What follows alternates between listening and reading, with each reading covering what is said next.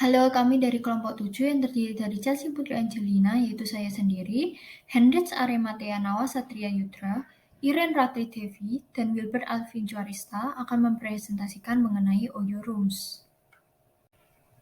Oyo Rooms atau yang dikenal sebagai Oyo merupakan rangkaian layanan perhotelan dan budget hotel India.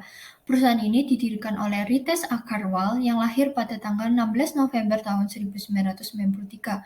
Beliau merupakan seorang wirausahawan milioner India dan pendiri sekaligus kepala jabatan eksekutif Oyo Rooms pada tahun 2013 dan telah berkembang menjadi lebih dari 8.500 hotel di 230 kota di seluruh India, Malaysia, Nepal, China, dan Indonesia.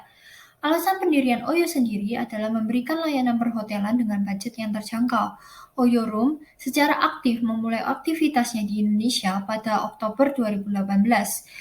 Hanya dalam waktu 8 bulan, Oyo telah mengelola lebih dari 720 hotel dan lebih dari 20.000 kamar di 80 kota. Bisnis Oyo berkembang sangat pesat, mencapai 20 kali lipat atau 1.900% dalam waktu yang relatif singkat. Model bisnisnya sendiri membayangkan pemilik properti bermitra dengan Oyo untuk menjalankan model franchise atau manajemen dan waralaba. Semua fasilitas dioperasikan dengan sewa atau diizinkan oleh pemilik untuk beroperasi berdasarkan perjanjian waralaba. Yang pertama adalah customer segment. Customer segment sendiri terdiri dari pain, gain, dan customer job. Pain-nya, hal yang dirasakan oleh konsumen adalah fasilitas yang disediakan tidak sama dengan fasilitas yang didapatkan pada hotel biasanya. Dengan harga yang tergolong murah dan terjangkau, Oyo sendiri telah memiliki berbagai cabang di berbagai kota-kota lainnya. Tetapi fasilitas yang ada tentunya juga tidak sama seperti hotel pada umumnya karena harganya yang murah. Kemudian yang kedua adalah gain. Yang dapat dirasakan oleh konsumen adalah harga yang ditawarkan cukup murah dan terjangkau sehingga hal tersebut dapat menjadi suatu hal yang positif serta layanan yang didapatkan oleh konsumen cukup bervariasi. Kemudian, customer job, keinginan konsumen terhadap Oyo adalah fasilitas yang lebih banyak dan bervariasi, sehingga hal tersebut dapat meningkatkan kualitas dari Oyo dan konsumen menjadi nyaman. Yang kedua adalah value proposition. Value proposition sendiri terdiri dari pain relievers, gain creator, dan product and service. Nah, pain relievers-nya sendiri, solusi dari pain yang dirasakan oleh konsumen adalah Oyo akan menambahkan fasilitas menjadi lebih bervariasi. Dengan begitu, Oyo dapat memberikan kualitas atau nilai yang baik kepada konsumen dengan tetap mempertahankan biaya yang terjangkau. Kemudian, gain creator, Oyo memberikan harga yang murah dan terjangkau sehingga semua kalangan masyarakat dapat menikmati penginapan di tempat tersebut. Selain itu, mereka membuat pengembangan inovasi layanan yang membuat konsumen merasa nyaman. Nah, produk and service-nya sendiri, fasilitas yang diberikan oleh Oyo dapat bervariasi dan memiliki kualitas yang tinggi. Selain itu, mereka memberikan layanan yang terbaik kepada konsumen.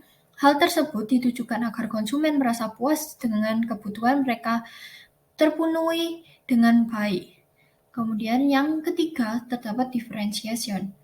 Nah, differentiation, Oyo sendiri merupakan tempat penginapan dengan harga yang murah dan terjangkau dengan menghadirkan berbagai fasilitas menarik dan layanan yang baik kepada konsumen sehingga dapat menambah value dari tempat ini. Hal tersebut yang dapat menjadi keunggulan dan membedakan Oyo dengan penginapan lain. Oke, untuk industri analisis, yang pertama itu ada politik. Di sini struktur dan institusi politik kuat mendukung pertumbuhan dan perkembangan Oyo Rooms. Lalu, stabilitas pemerintahan juga memungkinkan Oyo berekspansi secara regional ataupun internasional. Lalu yang kedua, ada regulasi persaingan yang penting bagi lembaga dan badan pemerintah, serta politik untuk memantau persaingan industri, di mana mereka memantau persaingan untuk permainan yang adil. Lalu untuk hal ekonomi, di sini tingkat inflasi yang moderat diperlukan Oyo agar Oyo menjadi bisnis yang tumbuh dan bekerja secara positif untuk meningkatkan kepercayaan konsumen dan tren belanja konsumen. Akibatnya adalah perekonomian akan mendapat dorongan dan pendapatan yang dibelanjakan akan meningkat. Jika tingkat inflasi yang tinggi, pendapatan yang dibelanjakan akan rendah. Sedangkan tingkat inflasi rendah menyebabkan peningkatan pendapatan yang tinggi dan dengan demikian dapat meningkatkan daya saing.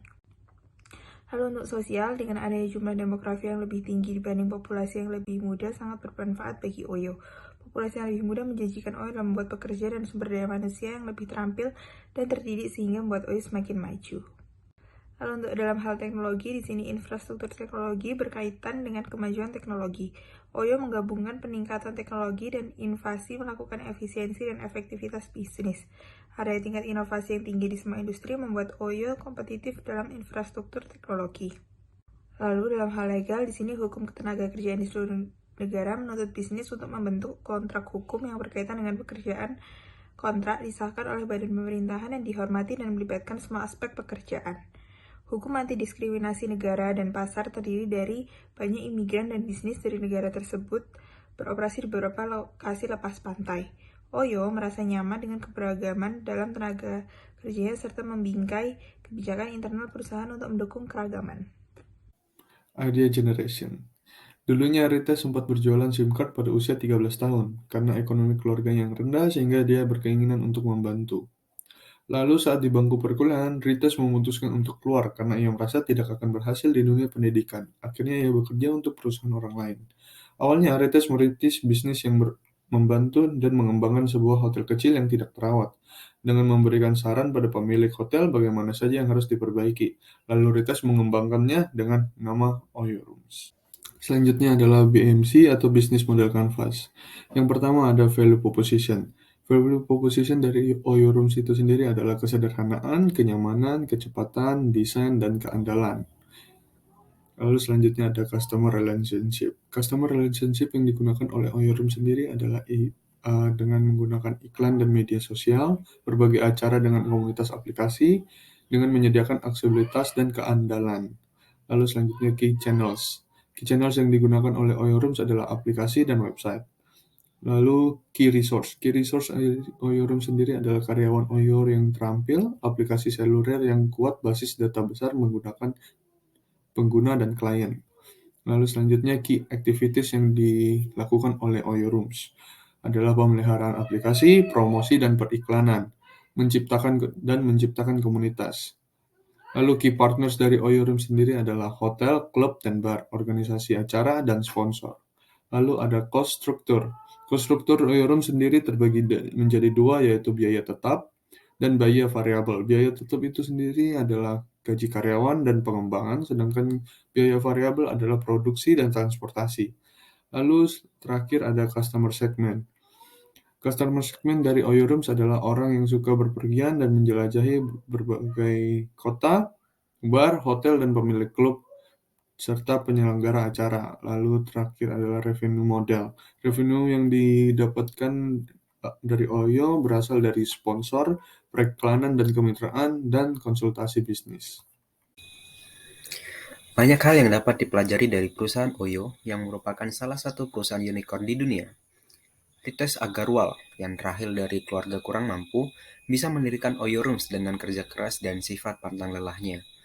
Selain itu, dari perusahaannya sekarang, Oyo Rooms mampu melihat peluang yang besar, di mana saat itu di India masih belum banyak hotel yang terjangkau namun bersih dan higienis.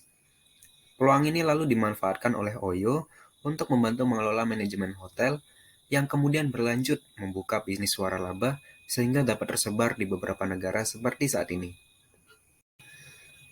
Maka kesimpulan yang dapat diambil, perusahaan yang didirikan oleh Rites Hargawal pada tahun 2013 ini telah berkembang menjadi lebih dari 8.500 hotel di 230 kota di seluruh dunia, termasuk Indonesia. Tujuan dari pendirian Oyo adalah memberikan layanan perhotelan dengan budget yang terjangkau. Oyo menggabungkan peningkatan teknologi dan inovasi sebagai modal bisnis waralabanya. Oyo mengembangkan loyalitas merek dengan bekerja sama pada manajemen hubungan pelanggan agar mendapatkan relasi yang baik dengan para pelanggannya. Maka dengan segala kemampuan Oyo untuk menjadi dan bertahan di posisi unicorn, patut diteladani dan dijadikan contoh pada pembentukan bisnis kami.